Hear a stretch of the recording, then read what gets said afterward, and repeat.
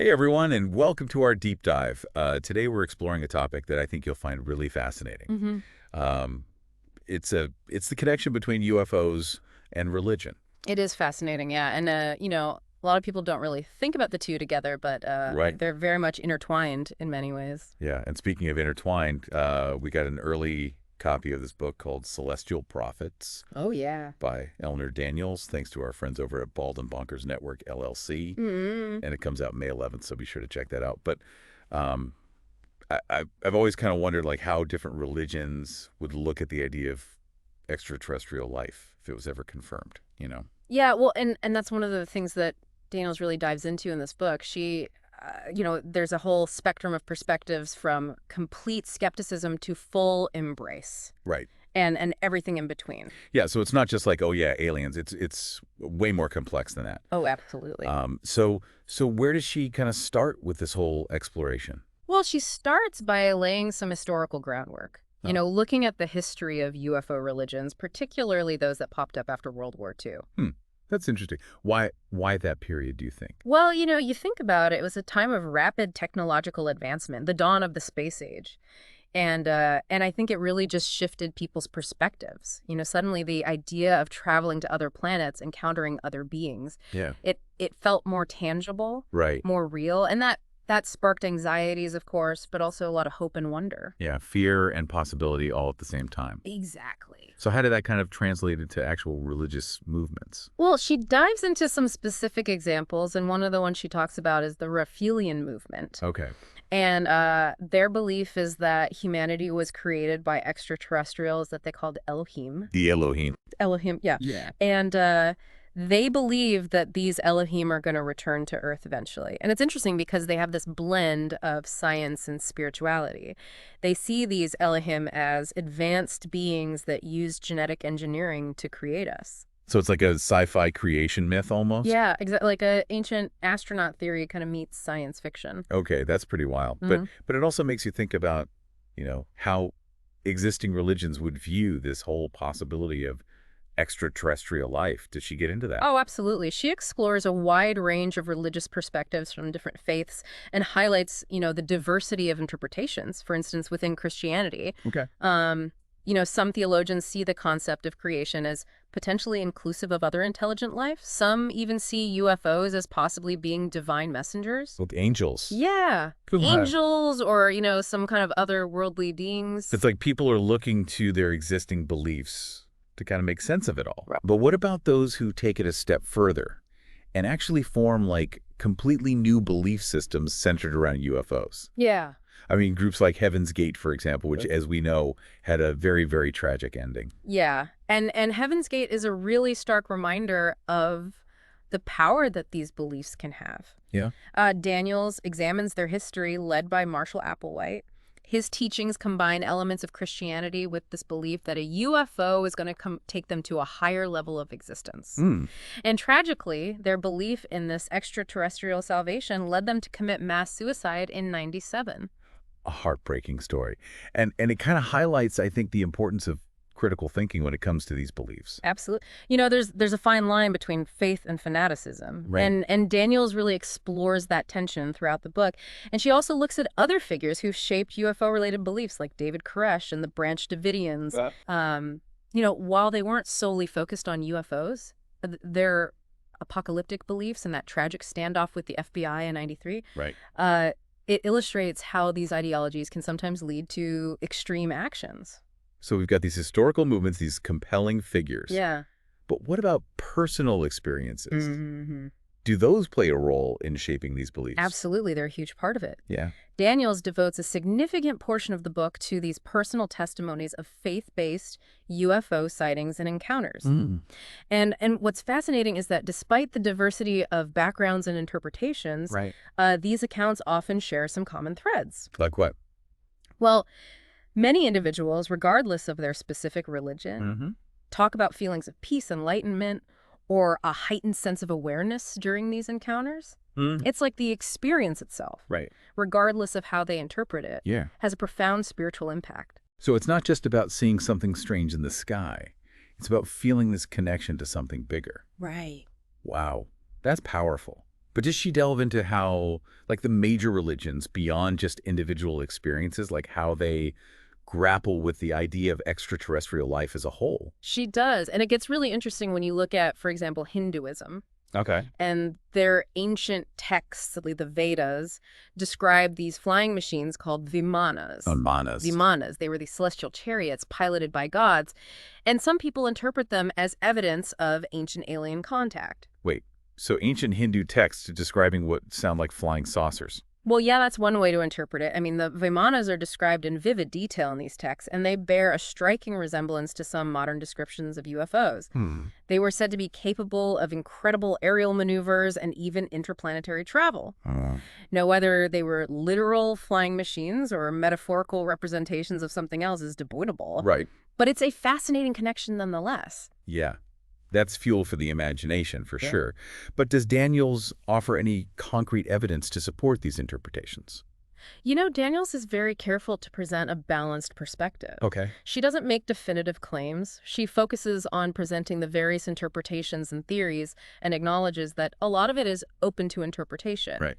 But the connections she draws are definitely thought-provoking. Yeah, I could see how that would spark some interesting debates.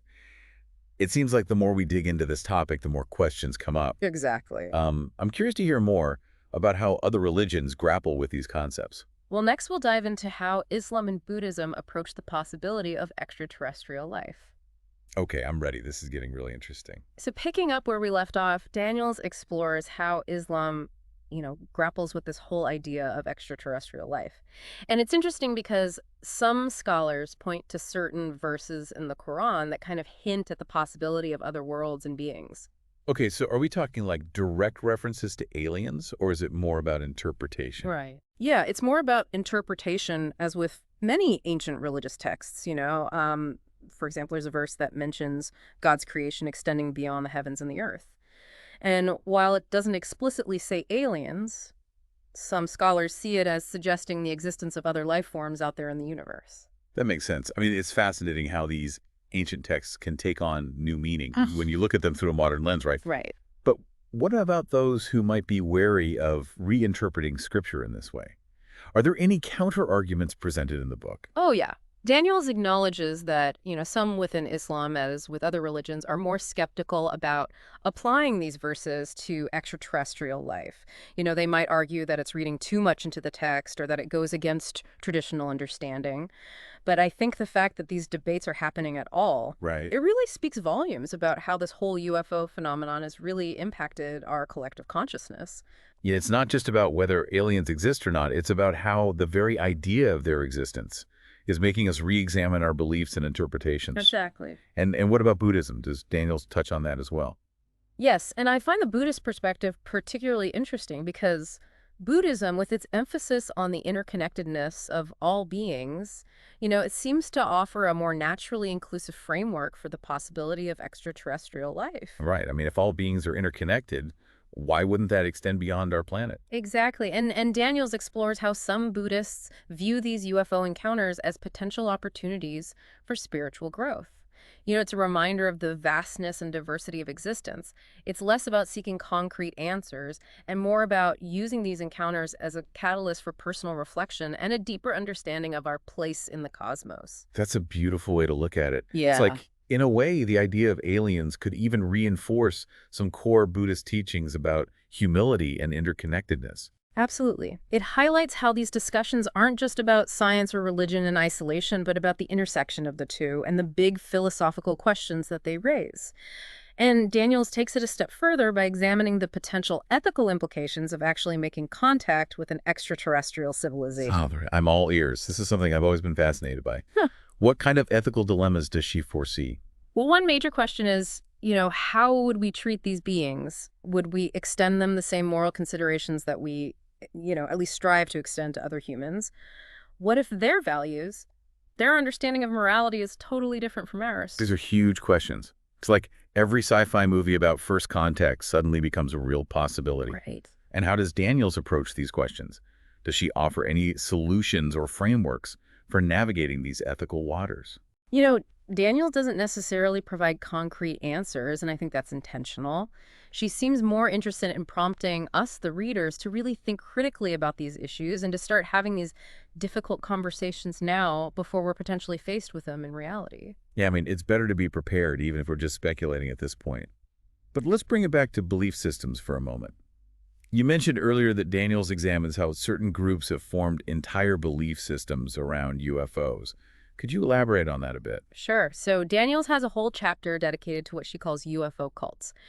These are groups that have developed these really unique belief systems, often incorporating elements of existing religions, but with a central focus on extraterrestrials. Cults. That sounds a little ominous, but I guess any belief system taken to an extreme can be dangerous, right? Right, it's important not to generalize.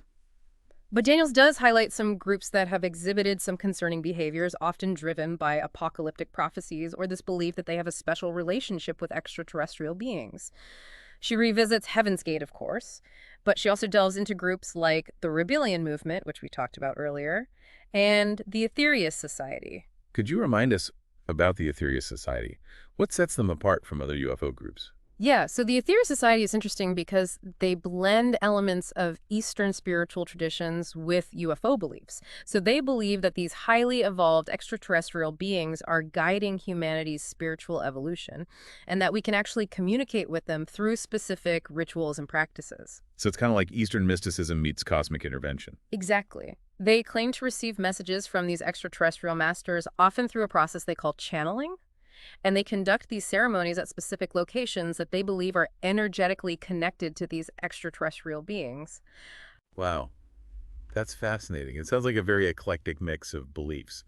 But I know Daniels also mentions a group called the Church of the Subgenius, which seems to be a bit of an outlier. Yes, the Church of the Subgenius. They're definitely the wild card in this whole landscape. Daniels describes them as a satirical take on UFO cults and religion in general. Okay. They embrace absurdity and humor. They poke fun at the more serious and often dogmatic beliefs of other groups. So they're like the cosmic jesters of the UFO religion scene. That's a great way to put it. They challenge that often rigid and self-serious nature of these belief systems and inject a much-needed dose of humor and skepticism. I appreciate that. It's a good reminder that even when dealing with something as profound as, the possibility of extraterrestrial life, there's still room for laughter. A little bit of lightheartedness. Absolutely. And Daniels doesn't shy away from exploring that lighter side of the topic. She acknowledges that there's a whole spectrum of beliefs and approaches within the UFO community, from the very serious and academic to the more playful and unconventional. Well, that's reassuring. It would be a bit overwhelming if it were all doom and gloom prophecies and intense rituals all the time. Right. Speaking of prophecies, that's another fascinating aspect that Daniels delves into. She explores how this idea of prophecy, particularly within Christianity, has influenced how some people view UFOs. Oh, that's right. Earlier, we touched on how some interpret biblical passages as potentially referring to UFOs. Does Daniels go into more detail on that? She does. She analyzes specific biblical references, like the descriptions of angels in the books of Ezekiel and Isaiah, which some people interpret as resembling modern descriptions of extraterrestrial beings.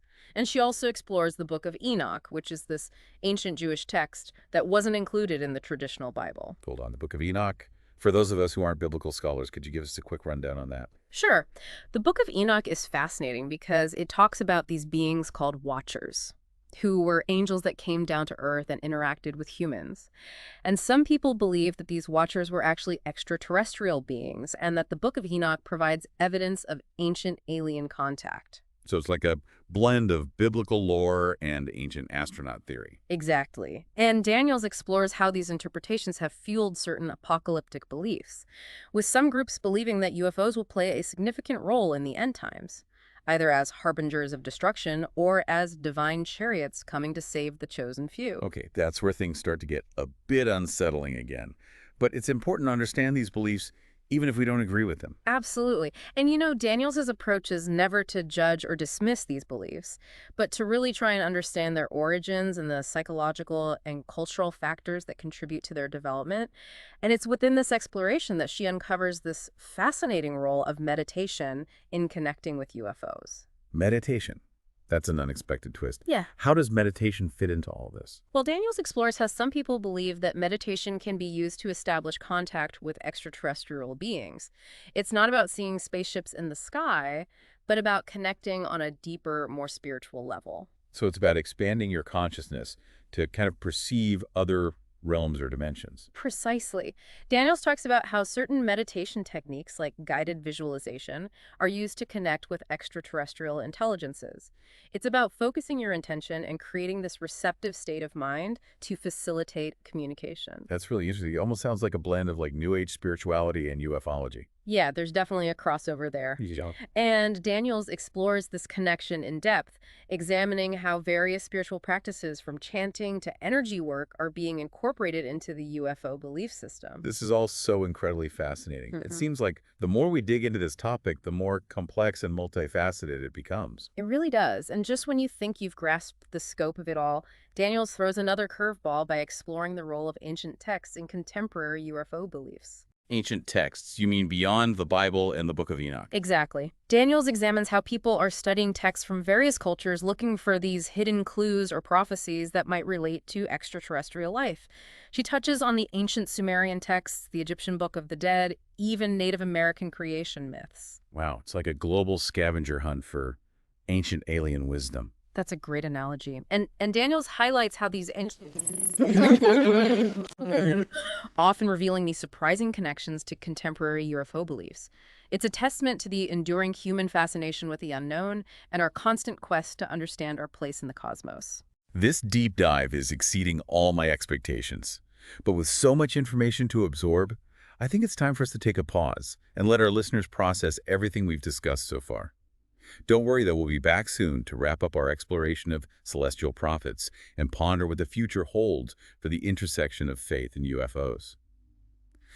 Okay, so we're back and ready to finish our deep dive into Eleanor Daniels' Celestial Prophets. And wow, this book has really been a journey. I mean, the range of beliefs and interpretations surrounding UFOs and religion is just mind-blowing. It really is. And in these last few chapters, Daniels kind of brings it all together. She offers some really interesting thoughts on the future of this whole intersection of faith and UFO research. Okay, I'm ready for the grand finale. What kind of future does she see? Does she think we're on the verge of some big cosmic revelation? Or is it more about how our beliefs might evolve? Well, she doesn't make any super specific predictions, but she does suggest that the lines between science and spirituality, between UFO research and religious inquiry, they're probably going to keep getting blurrier. She sees potential for more collaboration between these fields as scientists and theologians both grapple with what it would mean to actually make contact. That's a good point. For so long, those fields have been seen as separate, even opposed to each other. But maybe they have more common ground than we realize. Right. I mean, both are ultimately trying to understand the nature of reality. The origins of life are a place in the grand scheme of things. Daniels even suggests that we might see new theological frameworks emerge that incorporate extraterrestrial life into our understanding of creation and the divine. So instead of seeing aliens as like a threat to our beliefs, Yeah, we might start to see them as part of a bigger, more expansive understanding of the universe. exactly. And she points out how certain traditions, like Buddhism with its emphasis on interconnectedness, might be especially well-suited to adapt to these new perspectives. It makes you wonder how these shifts in belief could impact society. I mean, could we see a revival of spirituality? Or maybe even entirely new religions based on extraterrestrial contact? It's definitely possible. Daniel suggests that finding extraterrestrial life could be a huge catalyst for spiritual growth. Yeah. It would force us to reevaluate our values, our place in the cosmos, our relationship to the divine. It's like the ultimate existential challenge. It is. And while that might be unsettling to some, Daniel seems to approach it with a sense of optimism, like this encounter with the other could awaken us to new possibilities, expand our consciousness, and ultimately lead us to a deeper understanding of ourselves and the universe. That's a really beautiful way to look at it. So after this deep dive into celestial prophets, what's the main thing you hope our listeners take away? I think the biggest takeaway is that this isn't just about spaceships and aliens. It's about the human search for meaning, our curiosity about the unknown, our desire to connect with something greater than ourselves. Whether we ever actually make contact or not, just thinking about this possibility can really enrich our lives and deepen our understanding of who we are. Well said. It's about embracing the mystery asking the big questions and staying open to new possibilities. Exactly. And I think Eleanor Daniels does a fantastic job of guiding us through this complex and fascinating world. Celestial Prophets is a must-read for anyone who's ever looked up at the night sky and wondered what's out there. I couldn't agree more. And as a reminder, Celestial Prophets by Eleanor Daniels comes out on May 11th, thanks to our friends at Bald and Bonkers Network, LLC. So definitely check it out and keep exploring this topic for yourselves. And hey, who knows? Maybe while you're gazing at the stars, you'll feel a connection to something much bigger than yourself. A cosmic kinship that goes beyond our planet and our limited understanding. Keep those minds open and those eyes on the skies, everyone. You never know what you might find. Until next time.